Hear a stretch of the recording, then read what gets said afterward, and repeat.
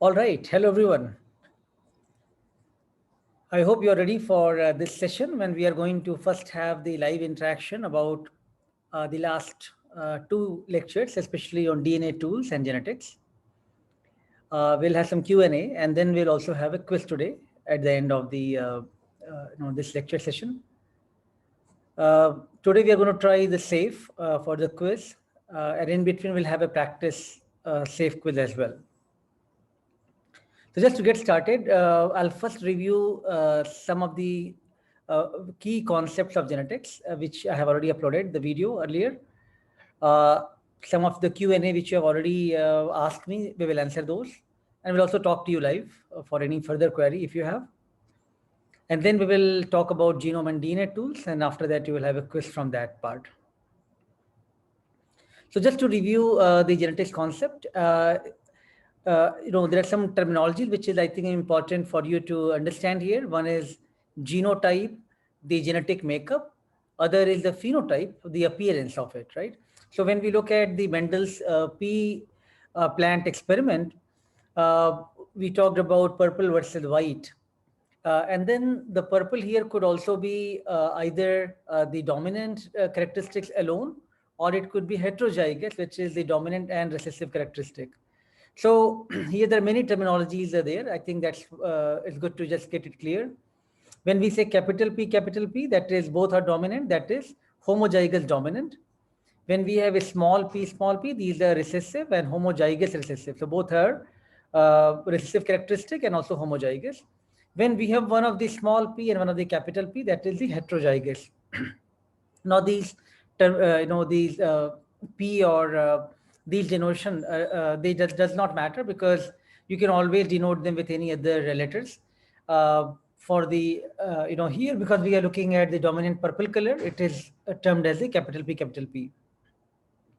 So the genetic makeup of this plant is having one homozygous dominant, one homozygous recessive, and two heterozygous flowers, which are also, in appearance wise, they all three look same, but genetic makeup wise, they are actually two different type in the purple color. So that is why the genetic ratio or the genotypic ratio becomes 1:2:1.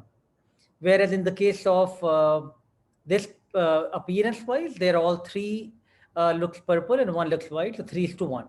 So these are the some important points which I think you've already learned that from the lecture.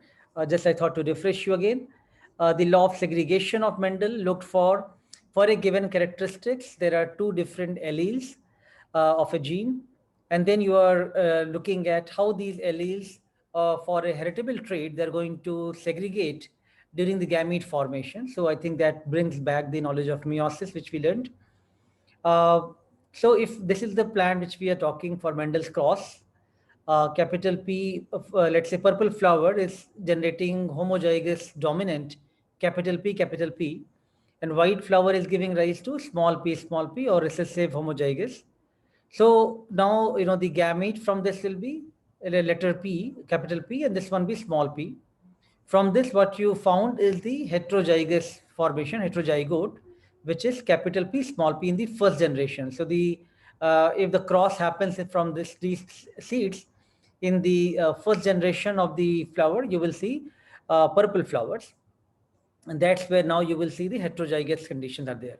Now further, if you do the cross from these F1 flowers, capital P small p and capital P small p, the sperm and the egg of these, what you found now, then you found the appearance that you just spoke right now is 3:1 ratio.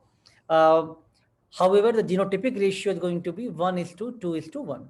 So this was something which I think good to clear it up. Now, how to say that, in this flower, if the flower given to you is purple colored flower, how will you know that is that because of the, is that capital P, which is homozygous dominant, or is that capital P small p, which is heterozygous condition? So to clarify this part, one could do a test cross.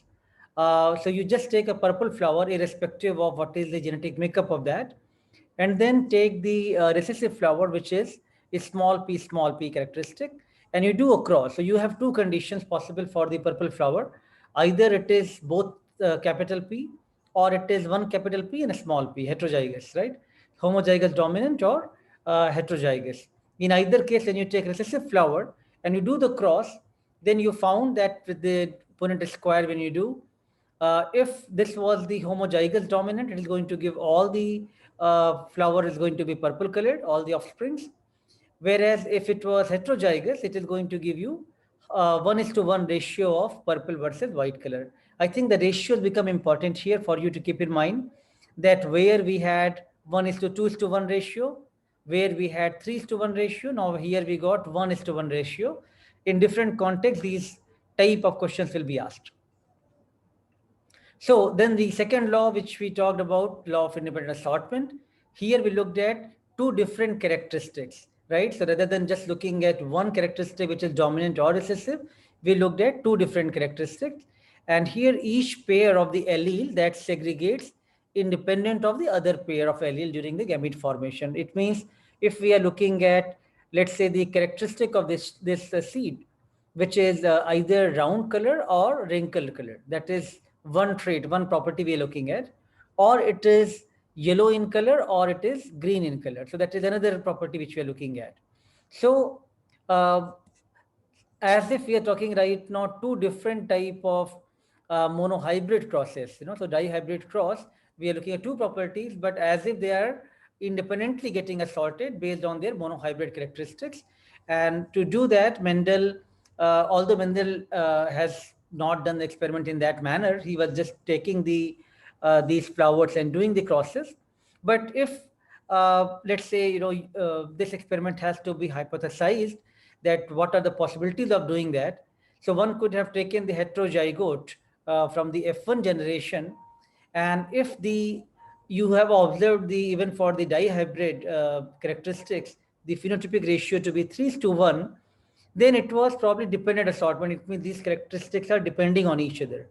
But because we got the 9:3:3:1 ratio, it means these were independently assorted. So one could then treat dihybrid as the two separate monohybrid crosses.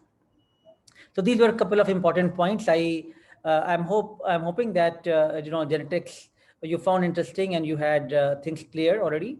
Those Punnett square you can easily solve based on the even the probability rules. Now just a couple of questions here, and then I'll talk to you shortly. So one question is that if a person is orphan and his parents' identities are unknown, how are we going to know that person is going to have a specific gene carrier? Because I spoke to you in the context that if you know that one of the parent is albino, other parent is normal, or even they both look normal, but they might be carrying a trait for being albinism or any other recessive disorders, then how like by looking at the family pedigree, one could try to follow those and try to make predictions what will happen in the the filial generations in the children, in the progenies. So this question is very pertinent, that if you do not know the entire family history and the the pedigrees of that, how are you going to know specifically for this person that what is the trait he's going to carry? So that's where I think the sequencing becomes very important. Currently, with the knowledge of, we have an idea for all the human genes. We know that which genes are involved in these recessive disorders, right?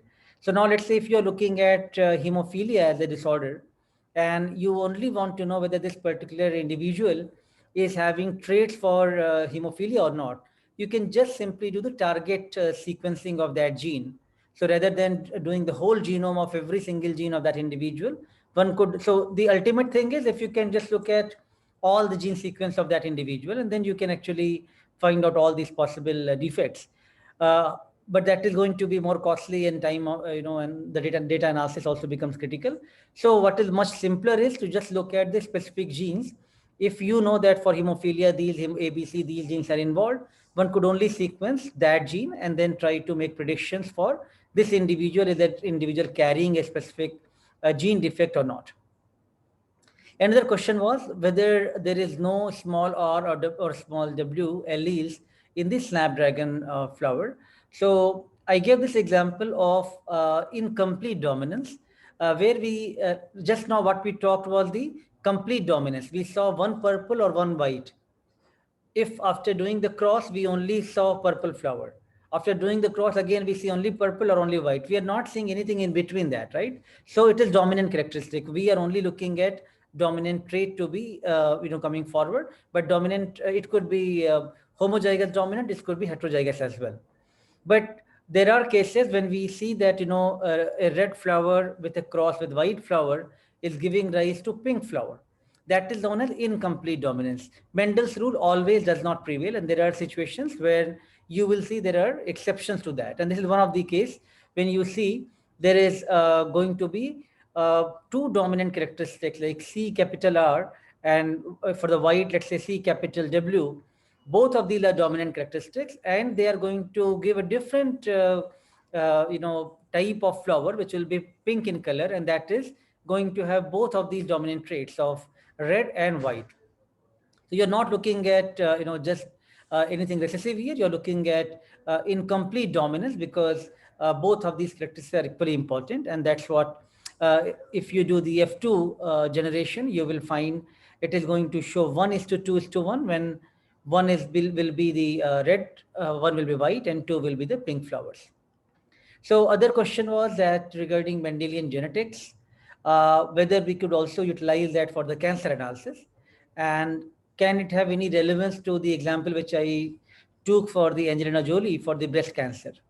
So a short answer is yes, we can, because many genes, they are heritable. And if we know in this case, like, the BRCA gene, which was being sequenced, that gene is inherited and follows the Mendelian trait, Mendelian genetics. So it means in that family, if there is a gene defect, one would actually follow that in this particular gene, the mutation can be seen in that. And that was the exactly case for Angelina Jolie as well. So therefore, Mendelian genetics and genetic rules are quite applicable, but there are certain exceptions as well. Now, one more question was there on the different type of dominance which we spoke. So this is actually a figure from your book, which nicely explains complete dominance, incomplete dominance, and codominance, right? So complete dominance, when Mendel's classical experiment of looking at purple versus white, and even if we have the heterozygous condition like this or the homozygous dominant, in either case we see only one appearance, which is purple color. So this is the complete dominance of this capital P here. Incomplete dominance was, we just spoke in the snapdragon flower, when we see the red and white with their cross, we are able to find the pink colored ones. The codominance is more applicable when we talk about blood grouping, and where again both the characteristics like from the blood group A or the B antigens which are being used for blood grouping, they're both important, and that gives rise to a new blood group which is blood group AB, and that is an example of codominance, right? Let me take this thing again further when I'm going to talk about the blood grouping shortly. So this part is done already. The incomplete, I think there's another question on this part, but I think I've already explained that, incomplete dominance. So yeah, one more question was regarding the blood grouping, that whether there is, in addition to the 4 blood groups, A, B, and O, is not there also a RH null type blood group? So yes, so there is a rhesus factor, which is RHD, which is also a protein which is found on the surface of the RBC. So in addition to looking at the antigens A, B, and O, we also look for antigen D, and that is important for the blood grouping, right? So this is something which I showed in that video, but let me explain it again. The blood grouping is important. So this is an example of ABO blood grouping. Now let's say what we are looking at in the blood grouping is the antigen antibody reaction, right? So after this, I'm going to take your question. So please let your hand be raised for a minute. Let's say we are doing antigen antibody reaction. So if you take antibody A, that is going to react with antigen A. And if antigen antibody reacts, it is going to form these agglutination, which is going to be like precipitation will happen, and you will see some particles there. So this is what happened here in the blood group A. When you add antigen A, if the blood group is A, these antigens are present there, they're going to bind, and then they're going to get show the aggregation pattern like this. So this is blood group A positive. So we cannot say positive or negative right now. Let's say this blood group is A right now, right? And when you added in this one antibody B, it did not react anything. So that's why you are saying this blood group is A. Whereas if you look at this blood group here, antibody A did not react, whereas antibody B reacted. When antibody B reacted, that is going to now form this particular, these agglutination pattern. And that's why you say this is blood group B. When both antigen A and antigen B, they're reacting with antibody A and antibody B, they are going to form this pattern in this blood group, and this is known as AB blood group, right? So when antibody B is only reacting, B blood group, antibody A reacting, A blood group, both are reacting, AB blood group. When none of them are reacting, that is O blood group. So far what we can say, this blood group is O, A, B and AB. We cannot say is that positive or negative. So for positive or negative, this is the antibody D which is being added. And that's where now when you add antibody D, and which is the resist factor which we just spoke, now if that happens, then you will see if it is showing agglutination, that is positive. So now it became O positive. Here it became O negative. In this case, again, if it reacts, it became A positive. It does not react, A negative. So now by looking at the antibody D reaction, now you can say this is a, A positive or A negative, or O positive or O negative. I think that's all for the genetics part. Let me now stop sharing my screen. And for a couple of minutes, let's take some questions. I think Ankita wants to ask something. So Ankita, if you can ask your question now, I have unmuted. Sir, good afternoon, sir. Sir, is Sanger's method of sequencing included in the standard methods of sequencing, or is it different? Can you repeat again? Is Sanger sequencing what? Is one of the part of standard methods of sequencing, or it is different from standard methods? Question is still very unclear, but let me just elaborate on this. So the sequencing, what is being done, initially the sequencing, what we just spoke in the lecture, or theoretically, the shotgun sequencing, which was the Sanger's method of sequencing, that was the standard way of doing sequencing, which requires those DD and TP, Okay. right? And that actually I'm going to again elaborate in the DNA tools part, which I'll be taking now. So that's where it is the standard way of sequencing. But nowadays, there are next generation sequencing is coming, which does not rely only on these fluorescent DD and TPs.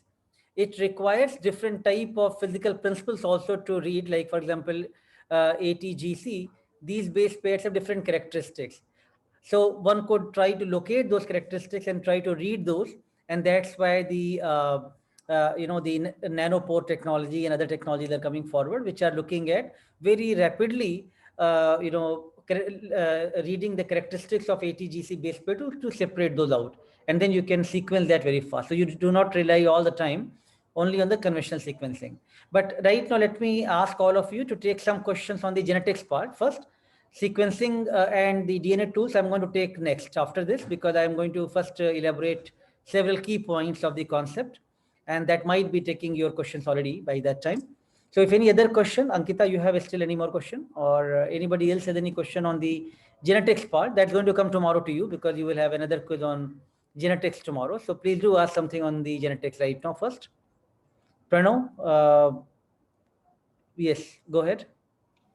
Hello, sir. Could you please explain, in the case of blood groups, what is already present in the bloodstream and what is externally being added in the experiment you talked about? Right. See, I think, all our RBCs, right, our blood cells, they have these sugar moieties, which is known as these antigens like A, B, which we spoke, right?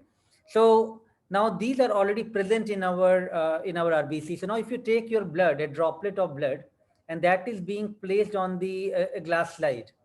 So on that, you are going to add this antibody, what I just showed. So you will add antibody A and see that reaction happening or not, or antibody B reaction is happening or not, right? So you take, that blood and you put 3 droplets. And in those 3 droplets, now you first put, the antibody A, then you put antibody B, then you put antibody D, and you look at those reaction, which is agglutination happening because of the antigen antibody reaction to happen. If on your blood RBC, if antigen A is present, the antibody A is going to bind over there. So then with that binding, now you will see some precipitate or the dots which is being formed. If there is no reaction happening, even you mix that blood, you are not going to see any reaction particles to be seen over there. So this is what the antigen antibody reaction explains us for the blood grouping, and that's what I just showed you in this slide as well. Let me first give you a couple of information for the next set of activities. So we have a tutorial scheduled tomorrow, tutorial 3. And as per discussion with some of your CRs, what we thought, we are going to give you a problem sheet today, which will be linked to some questions about DNA tools and some questions about Mendelian genetics. 10 questions will be given on a sheet, which I will upload after the lectures around 1:30 p.m. That you can try to solve yourself, and that answers could be discussed in the tutorial session tomorrow. That will not be for any quiz or anything, just more for you to get the concept clear and practice those questions. That will be discussed in tomorrow tutorial. There is not going to be any lecture component in tomorrow's tutorial. And keep in mind again that tomorrow you have a quiz as well in that tutorial. Now, what I realized that next lecture for me is going to be my last lecture. After that, a new instructor will be joining. Dr. Rahul Purwar is going to teach you. So I am going to release my next lecture today evening at 5:30 p.m. You can watch that lecture, and the next class, which will be my last class, we can use that time for question answer of that lecture, because otherwise there is no time for any discussion about that lecture. And that lecture will be part of the MedSem, so that will be important. But we will reduce the time 1 hour so that overall you are not spending too much time on only this course. So, and video is also short. I think it's around 1 hour, 10 minutes or something. This is the plan for the next activities. Now let me review some of the concepts linked to the genome and DNA tool, which is going to be part of this quiz as well today. So we spoke about recombinant DNA technology and gene cloning.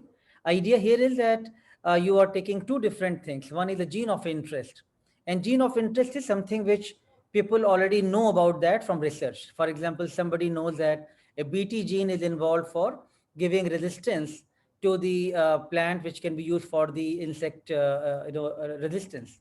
Or one could look into a trait which can increase the vitamin content, vitamin A content. So these kind of properties, you already know that there is a gene there which is responsible to enhance this property. For example, even tomato, it can ripen very fast. Is there a gene which could delay that ripening of the gene? So once you know that what is the gene, so from the entire chromosome, you want to cut that part of the DNA, which is giving this particular property. Then you are looking at a plasmid which can carry this particular gene and then make the multiple copies of this gene. So for doing that, from bacteria, you are taking extra chromosomal elements, which is plasmid, and then you are cutting this plasmid and the gene of interest from the same enzyme, which is known as restriction enzyme. These are very specific enzyme which works on the given sequence, and I'll again talk in some slides. So then once you have cut those, after cutting that, these next being formed, where this gene of interest could now be placed with enzyme DNA ligase. After that, now you got again circular plasmid, which is going to be moved back in the bacteria in a process known as transformation. Once you have done that successfully, then now you can start growing the bacteria. In the doubling cycle, bacteria will make multiple copies of that, and now you got so many gene copies from the same gene which you started with. This example is applicable to variety of application when you want to make more copies of this gene, or you want to introduce that gene into a different plant, or for the human protein production. PCR is important for that gene of interest which you want to amplify, and polymerase chain reaction. So you have a double stranded DNA, which if you denature that at 94 degrees, it's going to separate those two single stranded DNA. And the single stranded DNA, you have already added a primer, which is because you know that which gene you want to amplify. So you know the gene sequence of that. And then you are looking at from both the sides, you are looking at the short stretch of complementary sequences, which you have synthesized as a chemical, which is known as primer. Now this primer is having the ATGC sequence, which is artificially synthesized already beforehand. and you are adding that in the reaction mixture. So then with the right type of temperature condition, it is going to bind over there with the single stranded DNA, and it's going to, with the addition of the DNA polymerase enzyme, is going to further extend this particular single strand to the double strand. After one cycle, now you got 2 molecule, and then as many cycle you run, you will get 2 to the power n molecule of DNA. So a couple of questions from this part, which is, I think some of these are some basic, but really important, I think, for you to refresh again. Somebody asked about the 3' and 5', because that we are keep talking that, in different contexts of primer and PCR.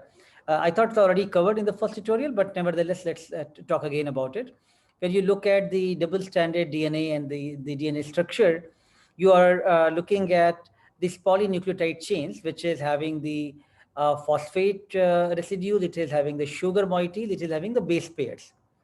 So if you enlarge this part, which is the backbone part here, what you see here that, if there's a sugar molecule where the carbon is, first carbon, second carbon, third carbon, fourth carbon, and also fifth carbon.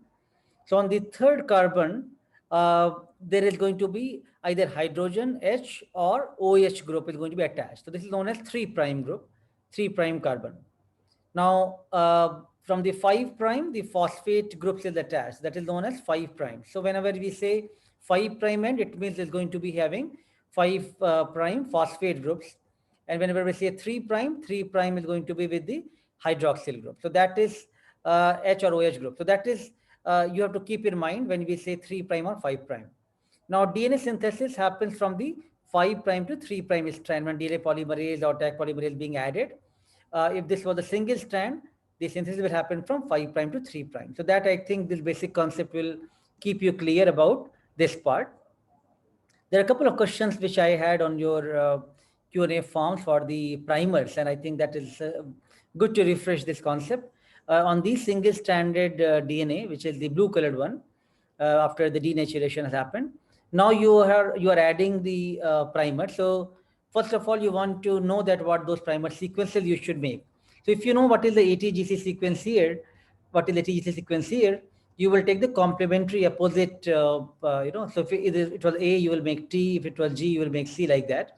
So you have synthesized these short strands of nucleotide, which is around 18 to 25 or 28 nucleotide long.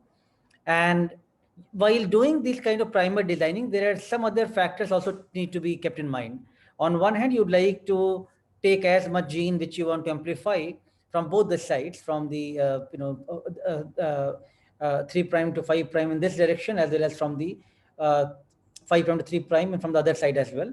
So in that way, now you want to look for both the side as much to cover, but you're also looking at what can be the best composition of this particular stretch. It need not to be starting from here only. It can also be from here, this region as well. So you are looking at a suitable region, which is also having the good balance of AT and GNC. You don't want to have a too much bias of only AT rich regions or GC rich region. Although we may not give you questions of designing this kind of detail, but I think this is something important to keep in mind. That's where you also look at, these annealing temperature, and you look at the melting temperature. So this was the formula to calculate the TM, which I think should be clear. Now, I think some questions were being raised that primer designing can be discussed again. So let's say like we are giving you this sequence, right, which is the long sequence of the DNA, and only one strand is shown. So you can think about other strand will be complementary and opposite, right? So 5' to 3' strand is shown. The other will be 3' to 5', and it will be opposite in that way. But let's say this is the DNA sequence has been given to you, and now you are going to design the primers for that. So the forward primer is very straightforward. You can just take the sequence from this region or from this region directly, and that could be your forward primer. So let's say I have underlined here, which is the ACA, GCT, this entire stretch. This can be your forward primer directly from the 5' to 3' direction. Now the 5', 3', and these numbers are clear to you. So now the forward primer is straightforward. You are directly taking that stretch from the beginning, 5' to 3'. Reverse primer is slightly tricky. So for the reverse primer, because we have given you the DNA sequence for the 5' to 3' direction.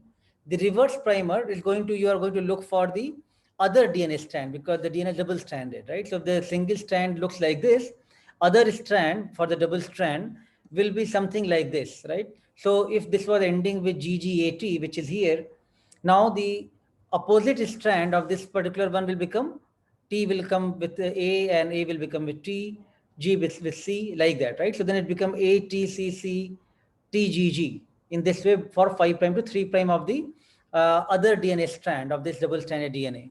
Now, so this becomes your reverse primer actually, you know, the other DNA strand.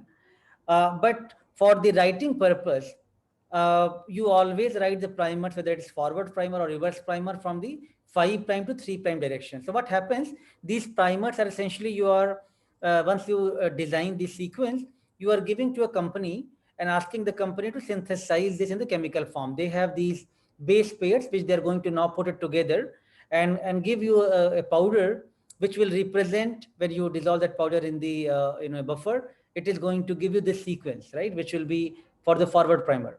So likewise for reverse primer also, you want to give them a sequence in the 5' to 3' direction. To keep it clear, the international standards of the guidelines are that always you keep the primer or reverse primer in the 5' to 3' sequence only, so that there is no confusion. So therefore, the reverse primer, which is also very easy to design now, because you know this is the first strand, so you are looking at the second strand of the DNA. And now you are saying this is the strand which is going to be my reverse primer. But in terms of the designing the primer, you are going to write it in this format. So like ATCC TGG, ATCC TGG, this is how you are writing for 5' to 3' direction. Sai Pawan, I will take you in some time shortly. Other question is regarding the Taq polymerase, that whether the why do we require this only, Taq polymerase? Can the elongation not be carried out at the low temperature? So yeah, so I think, because in the PCR polymerase chain reaction, as you know, the first step that required denaturation, and because we are going to do many cycles, right? So let's say you do 20 cycle or 30 cycle or 35 cycle, you keep amplifying the DNA. So all the reaction mix, which is the primer or the DNA Taq polymerase, or looking at magnesium chloride, everything is actually added in the beginning itself, whether you do 20 cycle or you do 40 cycle. So your enzyme is going to go through those heating and those temperature variations for all these cycles. So as your primers also need to be sufficient in the quantity for all the reaction to happen. So these points are important to keep in mind, and that's where this particular unique enzyme Taq polymerase, which was Caramellis isolated from the Thermus aquaticus bacteria, becomes very important, because it can withstand that level of high temperature which is required for the first cycle of this particular reaction to happen. So that's why you need the Taq polymerase only. Can the elongation not be carried out at the low temperature? See, when you are going to go through these cycles of the denaturation and annealing, and then going to do the extension of this, you will see that denaturation will require a specific temperature and elongation will require a specific temperature. Annealing, you can play with that, and that is something based on your melting temperature of the primers. Why different lengths of DNA occupy different positions on the agarose gel after the electrophoresis? So I showed you this gel pattern, and the question was from this. This is the standard marker, which shows that different base pairs are shown from 100 base pair to 1200 base pair. And if band comes here or band comes here, why we see this kind of band migration? So in the agarose gel, it is going to separate the DNA fragments based on the size. So if it is the lower the size or the smaller the size, it's going to move quickly from these agarose beads and going to then come here on the lower size. So like 200 base pair will come here, whereas 1000 base pair or 900 base pair will stay in the top only. It will not migrate very fast, right? So that's what is happening in the electrophoretic field. There are a couple of questions you had on the complementary DNA, so I just thought to refresh you that concept very quickly. What we said, when you have the mRNA, messenger RNA, that has a characteristics poly A tail, which means you have multiple A's at the end. Now to locate that part, you are going to add a primer, which will have the DT sequence, which will have the poly DT, like multiple of T sequence. So once you do that, then you are able to locate where your messenger RNA is. And when you add the enzyme reverse transcriptase, that helps for this primer now to start synthesizing the first strand of DNA.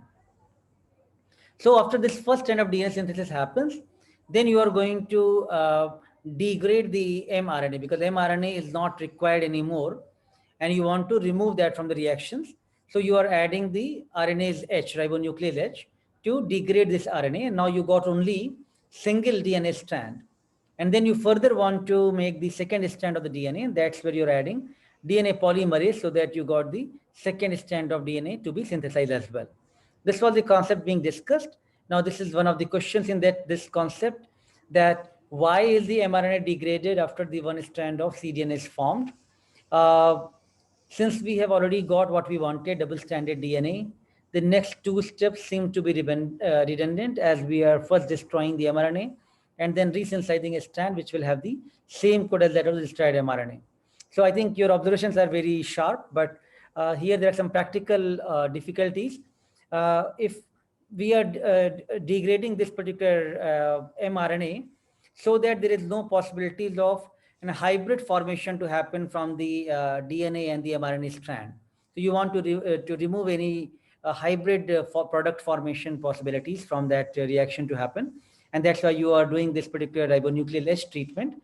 Now you got only clean single-stranded DNA. That's where with the DNA polymerase, it will help you to synthesize the second strand. And now you have no doubt for any kind of cross product formation. What are introns and exons? So in the pre-mRNA, like, there are sequences which are going to form the, eventually translate and form the protein that is known as exons. And the regions which are not going to encode for the protein sequences, those are known as the introns. Introns are also known as non-coding regions. Exons are known as coding regions because they're going to code for the amino acids and protein. After the process of alternative splicing, these introns are removed out and only exons come together, so that now this messenger RNA is going to form the functional protein. And that's where you see these exons are coming together and introns have been removed out. Is it not very unlikely that the restriction sites of interested gene and the plasmids have the required properties beforehand so that they can cut and join? I think keep in mind that the plasmid which we are talking, these are genetically engineered plasmid. Here we have multiple restriction sites, right? So that's so that you have more possibilities for playing with the experiment. Whereas the gene, that is the real part, the gene sequence is going to be unknown, and that is going to be depending on the context. So you may find, a good restriction site, you may not find. So then you can look into a region of that gene where you'd like to find, and you can at least see some restriction sites, and you will find at least some restriction site in the longer stretch of the sequence.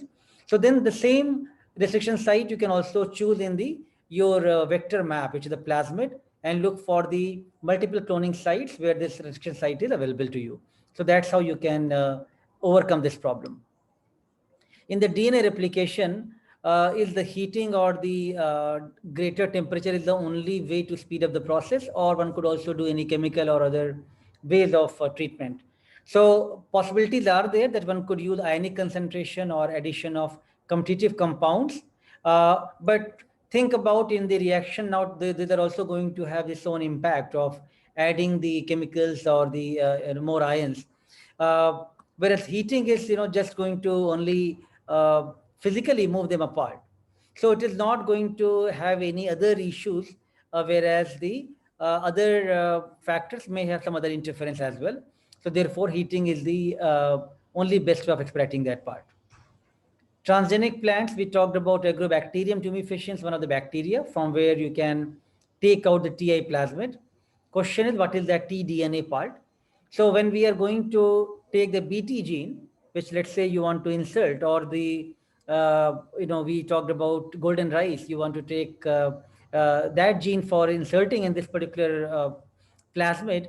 So with the restriction enzyme, you are cutting this particular part. And once you insert the gene of interest in the tDNA region, this tDNA region is going to bind to the in the plant and going to integrate in the genome of the host cell. Because what is going to happen, it's going to form some sort of callus or like the tumor kind of activity in the plant. So when the agrobacterium infection happens, it is going to show some sort of callus growth. And that is because of this tDNA, which is going to integrate in the genome of the host cell. So other question is regarding the RNA, sequencing part, which is, I think, good observation again from the student, that, how it is different than the DNA sequencing part. So in the RNA sequencing also, we are going to first to take the RNA and convert that RNA to cDNA, and then going to synthesize the cDNA, then use that for the sequencing, right? So that's why the concept of cDNA, complementary DNA, becomes very important. I think some question was based on the antibiotic resistant markers. So again, in the plasmid map, there are some antibiotic resistant genes which are incorporated for ampicillin or chloramphenicol, so that you can actually select these plasmids which is carrying the gene of your interest, and also it maintains the negative pressure on the cell to preclude plasmid to escape for the generations. How much primers must be added in the PCR cycles? You should add adequate amount, because as I said, your PCR may go for 30 cycle or 40 cycle, and you cannot keep taking out the reaction mix and add more of the tagged DNA polymerase or the primers. You have to add sufficient in the beginning. So you need to calculate the concentration as per the reaction mix. Usually 0.1 to 0.5 micromolar is added. One more question regarding the type of vectors. One is a cloning vector, other is expression vector. So expression vector essentially is meant when you are going to produce the protein of interest, and that's where expression vector is slightly different than the normal other cloning vectors, because expression vector is also going to facilitate the replication process and the machinery which is required for transcription and translation. So therefore, it is slightly having some additional component to that as well. A question on the microarray and these colored tagging and how this reaction happens. We spoke about a normal cell versus cancer cell context. You took the RNA from both of them. This RNA is labeled with, let's say, Cy3. So after making the complementary DNA from RNA, you have labeled them with Cy3 or Cy5. And on the chip, what you have the these gene fragments now, which are going to go bind this cDNA, which is already labeled with Cy3 or Cy5. It's going to bind with the gene fragments, and that hybridization is going to happen, which is going to show this reaction and the color to be formed. Does 1 kb of DNA refer to 2000 bases? Yes, 1 kb of DNA refers to 1000 base pairs. It means you're looking at double the bases. Sequencing of the primer, how that is carried. See, primers are always known sequences, right? When we say for the polymerase chain reaction, or when we say for the sequencing here as well. So the primers are known sequences which you're already adding, so that you already know these are at least some common sequences for the sequencing. And whenever the set of reaction which finishes with the complementary binding, and now your DD-NTP stops over there, then you see a coloring reaction to happen. But you have these DD-NTP which are growing across, so it is not going to just have only for that particular chain. It is going to keep growing, and therefore whenever it sees a C or G or A oppositely is binding to the DNA sequence, it's going to stop over there, and that's where you can read that with the coloring reaction with the fluorescence.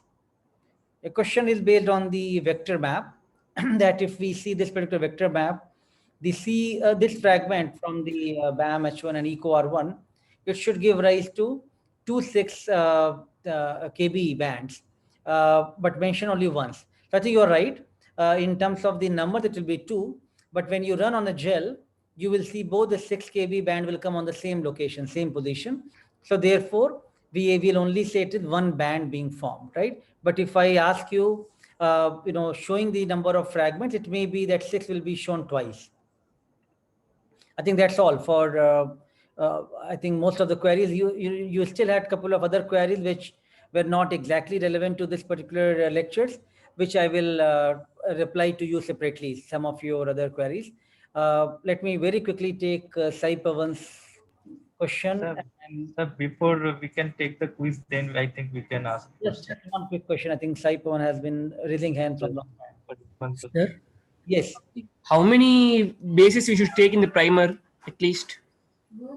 Right. So again, you are looking at, 15 to 20 is the optimum length, because what you need to find out a good region where you can have a good balance of AT and GC. So for instance, if you selected only 15, but that's giving you more of the GC and less of the AT, you can extend that to 25.